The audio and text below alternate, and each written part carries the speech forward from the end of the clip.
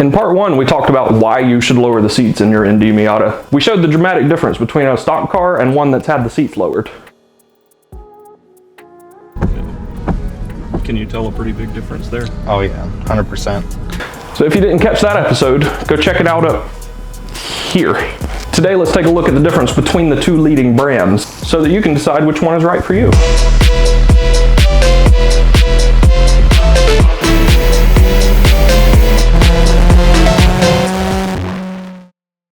If you spent any time on the Google machines, you'll most likely have heard of Paco Motorsports or Aurora Auto Design.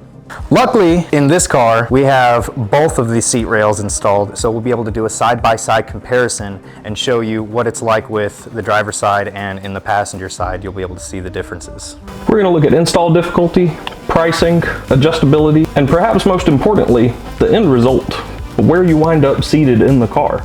Because if you're looking into this at all, there's a chance that you need that extra 1/10 of an inch that's advertised as the difference between these two brands. But what are you giving up to get that little bit of extra headroom? Let's take a look.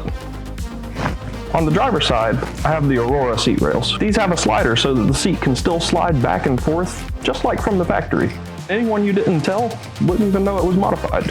These advertise a drop of 1 1/8 inch, though based on our last video, I think it might be a little bit more than that.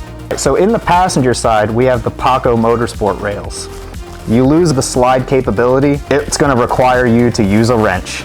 So the Paco Motorsport rails differ from the Aurora Auto Designs because in this seat where the Paco Motorsports are, they only require a simple swap of the rails as opposed to the Aurora Designs. You actually have to use the stock rails and you're going to have to modify them. There's going to be a bunch of cutting. You're also going to have to remove some of the inner framework and the upholstery a little bit, so it's a lot more surgical overall.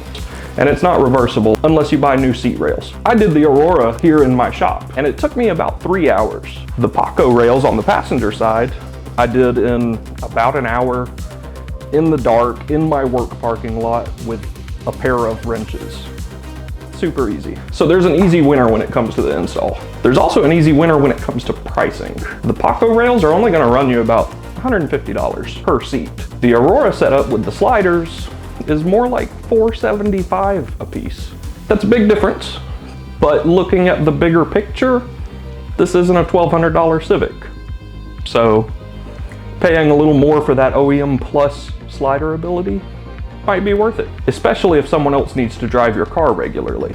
I can't justify the cost of the Aurora rails on the passenger side because how often do you need to adjust the passenger seat? What, does your passenger have too much legroom? And if nobody else ever drives your car, then sure, save the money on the driver's side too. But I have a vertically challenged wife who needs to drive my car pretty often because anytime I need to haul literally anything, I have to steal her SUV and she has to take my car to work. In the end, a little bit of extra headroom isn't worth the loss of a slider on the driver's side. What we recommend is the Paco on the passenger side and the Aurora on the driver's side. So hopefully this was helpful.